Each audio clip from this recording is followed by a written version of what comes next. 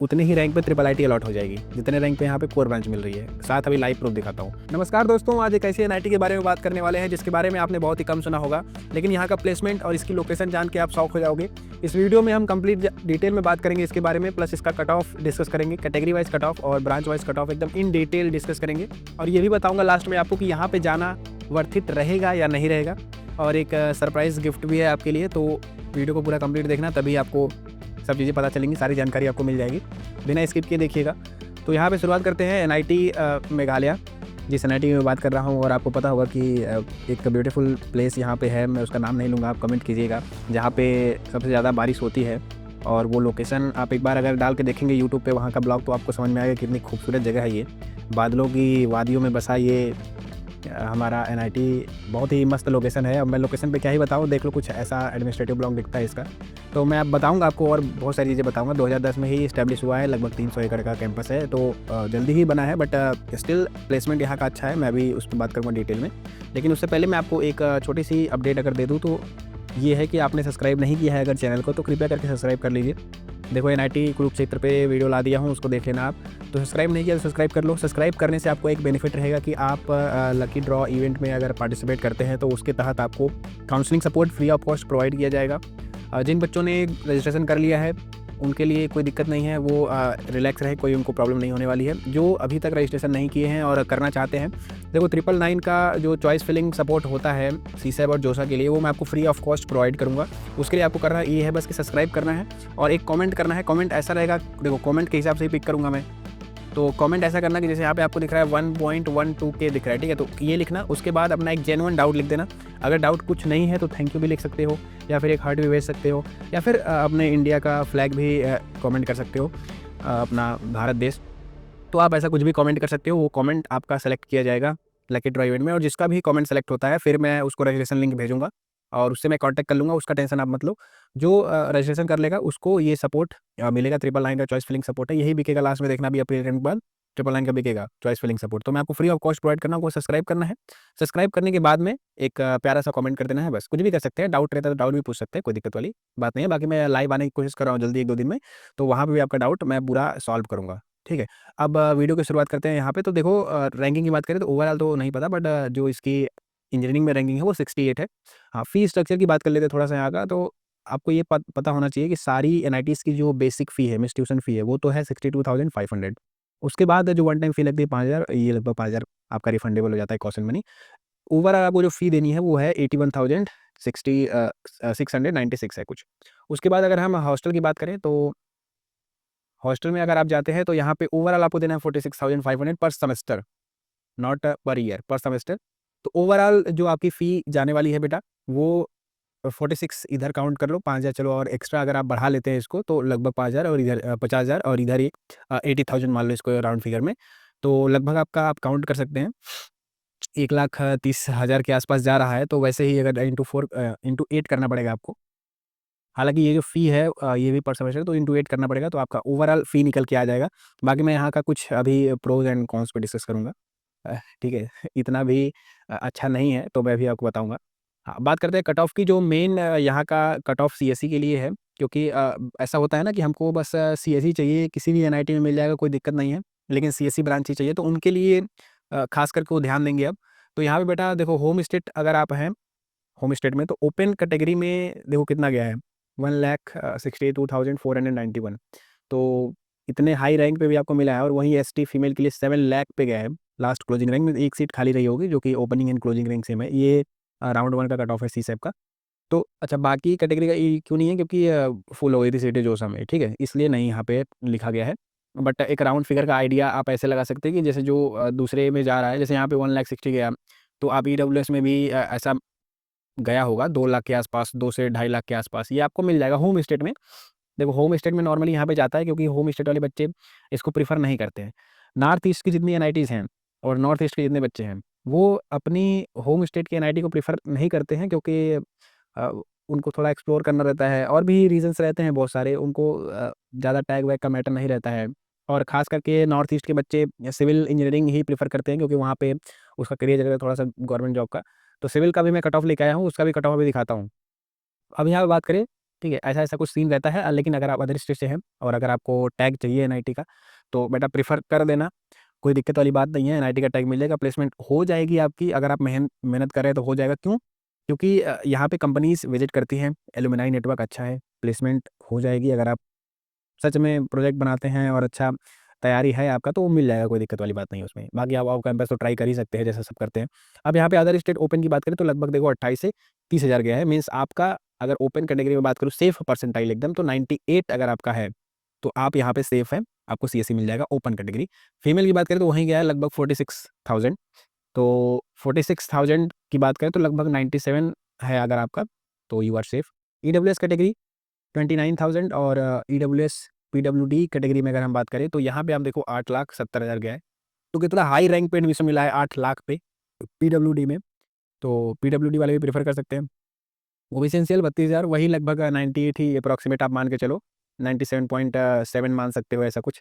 OBC NCL female के लिए 66,000। अब फीमेल को यहाँ पे मिल रहा है, क्यों? क्योंकि अदर स्टेट में फीमेल ज़्यादा चॉइस नहीं बनाती हैं इसको। उसका भी रीज़न है कि ब नॉर्मली नहीं जाना चाहते हैं लोग उधर बॉर्डर पे, और बहुत समझ रहे हो ना आप, नॉर्थ ईस्ट में बहुत लास्ट में पड़ जाता है मेघालय। तो ये भी एक रीज़न रहता है, लोकेशन का रीज़न रहता है नॉर्मली, बस और कुछ नहीं। बाकी मैं भी आपको दिखाऊँगा कि यहाँ से जो इसका कोर ब्रांच का कट ऑफ है, और मैं कंपेयर करके बताऊँगा ट्रिपल आईटी से। आपको सेम उतने ही रैंक पे ट्रिपल आईटी अलॉट हो जाएगी, जितने रैंक पे यहाँ पे कोर ब्रांच मिल रही है। साथ अभी लाइव प्रूफ दिखाता हूँ, तो बने रहो। हाँ, ओबीसी एनसीएल ये तो मैं बता दिया आपको। अदर स्टेट में एससी कैटेगरी की बात करें तो लगभग गया है 1,14,000, और वहीं फीमेल के लिए 1,50,000, और एसटी में 1,68,000। तो यहाँ पे देखो हाई जा रहा है। सीएससी है तो लाज़मी है कि कट ऑफ थोड़ा-सा कॉम्पिटिशन यहाँ रहेगा। वहीं यहाँ पे एक ब्रांच चलती है इलेक्ट्रॉनिक्स एंड कम्युनिकेशन, और एक दूसरी ब्रांच है इलेक्ट्रिकल एंड इलेक्ट्रॉनिक्स, उसके बाद सिविल, फिर मैकेनिकल। तो इसमें अगर हम बात करें तो यहाँ भी देखो कॉम्पिटिशन रहेगा, बट आपको मिल सकता है यहाँ पे। जैसे अगर अदर स्टेट की बात करें, एससी में तो 1,44, और वहीं फीमेल 1,76। तो एसटी कैटेगरी की बात करें अगर, तो लगभग 2 से लेके 2.2 लैक्स तक गया है, ठीक है? ये जोसा में है, जाके आप चेक कर लीजिएगा। वहीं ईडब्ल्यूएस की बात करें तो 41,000, फीमेल 62,000, अगेन फीमेल को बेनिफिट यहाँ मिल रहा है अच्छा खासा। ओबीसी एनसीएल 49,000 और ओबीसी एनसीएल फीमेल के 77,000। तो 77,000 मीन्स अगर आपका 94.8 है, इससे प्लस है, तो यू आर सेफ। 95 है तो आपको बेशक यहाँ पे इलेक्ट्रॉनिक्स एंड कम्युनिकेशन मिल जाएगा, जो कि अगेन एक अच्छी ब्रांच है, डिसेंट ब्रांच है। हालाँकि पढ़ना तो बहुत पड़ता है, बट ठीक है, अच्छी ब्रांच है। ठीक है, यहाँ पे अगर हम बात करें, इसके आगे चलते हैं। अगर इलेक्ट्रिकल एंड इलेक्ट्रॉनिक्स जिसको वो भी नहीं मिलता है, फिर भी चाहिए एनआईटी, तो फिर अब यहाँ पे आ सकते हैं आप। यहाँ पे अगर होम स्टेट की बात करें ओपन में, तो आप देख सकते हैं कि यहाँ पे कितना हाई रैंक पे मिला है। और वहीं एसटी की बात करें तो 8 लाख। तो आप उस हिसाब से अंदाज़ा लगा सकते हैं कि होम स्टेट वाले बच्चे कितना प्रेफ़रेंस देते हैं इसको, इलेक्ट्रिकल एंड इलेक्ट्रॉनिक्स को। नहीं देते हैं, मैं भी सिविल में भी कंपेयर करके बताता हूँ आपको। यहाँ पे ध्यान रखना बस कि आप 8,83,000 गया है। उसके बाद अगर अदर स्टेट में ओपन की बात करें तो 48,000 बेटा। अब 48,000 मीन्स 96 पॉइंट अगर आपका 5 है, ठीक है, 96.5 प्लस है, तो आप सेफ एंड सिक्योर आप मान सकते हैं कि आपको यहाँ पे एडमिशन मिल जाएगा। वहीं ईडब्ल्यूएस तो 55,000, और ओबीसी एनसीएल 62,000, और फीमेल के लिए 83,000 गया है अब। और एससी की बात करें तो लगभग 172 अदर स्टेट के लिए। अब यहीं मैं आपको सिविल का कट ऑफ दिखाता हूँ। सिविल में होम स्टेट एसटी 6 लाख, और यहाँ पे 8 लाख, ठीक है। नॉर्मली ये थोड़ा डिसेंट ब्रांच है सिविल से भी। अदर अगर एनआईटी रहता है तो उसमें ज़्यादा प्रेफरेंस मिलती है इलेक्ट्रिकल एंड इलेक्ट्रॉनिक्स को। हालाँकि कोई ब्रांच अच्छी या खराब नहीं होती है। ये डिपेंड करता है स्टूडेंट के ऊपर कि वो उसका क्या इंटरेस्ट है, और वो आगे फ्यूचर में क्या करना चाहता है, तो उसके ऊपर डिपेंड करता है। मैं किसी भी ब्रांच को अच्छा खराब नहीं बोलूँगा, कि सारी ब्रांचेस अच्छी हैं। इंजीनियर मतलब इंजीनियर, चाहे कोई भी ब्रांच रहे, ठीक है। Engineer doesn't required any special tag. तो अब यहाँ पे बात करें हम, देखो यहाँ पे ऑल इंडिया कोटा भी लग रहा है, बट सारे ब्रांच का नहीं दिया है क्योंकि सीटें लगभग फुल हो गई हैं। तो मैं होम स्टेट और अदर स्टेट की बात करता हूँ। यहाँ पे एसटी है बस, नॉट जेंडर न्यूट्रल, और इसमें ओपन कैटेगरी में और ईडब्ल्यूएस कैटेगरी में नहीं लिखा गया है, क्योंकि उसकी भी सीटें जोसा में ही फुलफिल हो गई हैं। बट अगेन आप एक आइडिया लगा सकते हैं कि जैसे अदर स्टेट का देख के आइडिया लगा सकते हैं, और दूसरी ब्रांचेस का देख के यहाँ पे गया होगा 2 से 3 लाख ओपन में गया होगा। आप एक मैं रफ फिगर बता रहा हूँ, और इतना ही गया होगा। आप अगर होम स्टेट में तो सेफ एंड सिक्योर है, बल्कि आप अदर स्टेट का देखिए। अदर स्टेट में क्वालीफाई मारते हैं तो होम स्टेट में ऑटोमेटिकली क्वालीफाइड है।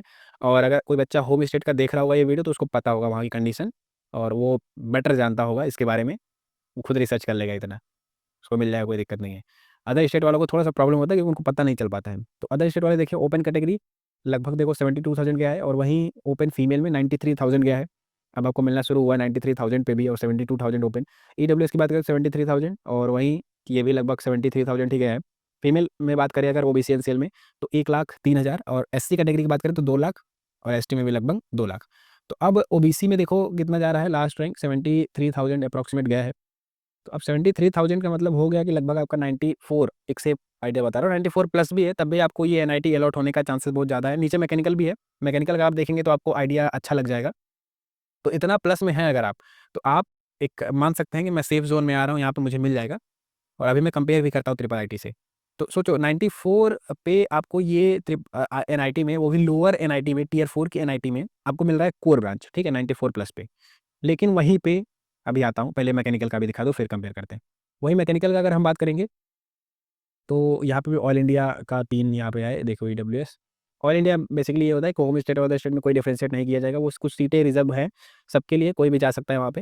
बाकी होम स्टेट ओपन, ये देखो 2,64,000, तो सिविल का भी लगभग 2-2.5 लाख के आसपास गया होगा। होम स्टेट एसटी कैटेगरी 7,50,000 और वहीं अदर स्टेट में बात करें ओपन तो 64 और फीमेल के लिए 77, ईडब्ल्यूएस 66,000, ओबीसी एनसीएल 66, अगेन वही ओबीसी एनसीएल फीमेल 1 लाख के आसपास गए। तो 1 लाख मतलब 92 मान लो आप फीमेल अपना, और मेल जो है वो 94 मान के चले प्लस। एससी कैटेगरी 195 और एससी फीमेल के लिए 226।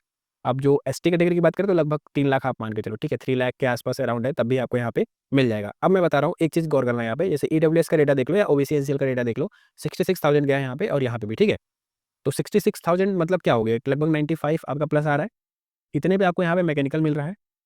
अब देखो इतना आपका परसेंटाइल अच्छा खासा आपको मैकेनिकल यहाँ पे लौट रहा है, बट मैं अगर बोलूँ कि आपको ट्रिपल आईटीज़ में एक डिसेंट ब्रांच मिल जाएगी जो कि ईसी ब्रांच है, और ट्रिपल आईटी की ईसी अच्छी होती है, प्लेसमेंट वहाँ का अच्छा तगड़ा जाता है ईसी का भी। और किसी किसी ट्रिपल आईटीज़ का आप देखेंगे तो सीएससी से ज़्यादा अच्छा प्लेसमेंट ईसी में गया है। तो अब मैं आपको एक एनआईटी के बारे, ट्रिपल आईटी के बारे में बताता हूँ, वो है ट्रिपल आईटी कल्याणी। यहाँ पे देखो लाइव मैं सीसैप की वेबसाइट पे हूँ। तो यहाँ पे आप अगर देख पा रहे होंगे तो ये देखो, ये अगर आपको मैं जूम करता हूँ, रुको, जूम तो नहीं होगा, एक सेकेंड, जूम कर ही देता हूँ, ये देखो। चलो, तो अगर आप यहाँ पे चेक करेंगे जब, तो ईसी ब्रांच का ये कट ऑफ है ट्रिपल आईटी कल्याणी जो कि वेस्ट बंगाल में है। तो यहाँ पे अगर आप यहाँ पे ऑल इंडिया कोटा चलेगा, एक बात तो ये है। दूसरी बात एससी और एसटी में देखेंगे तो लगभग ऑलमोस्ट उतना ही गया है, ठीक है, एससी एसटी में लगभग उतना ही गया है जितना वहाँ पे जा रहा है। और वहीं ईडब्ल्यूएस की बात करेंगे तो जनरल न्यूट्रल 63,000 और वहाँ पे गया था 66।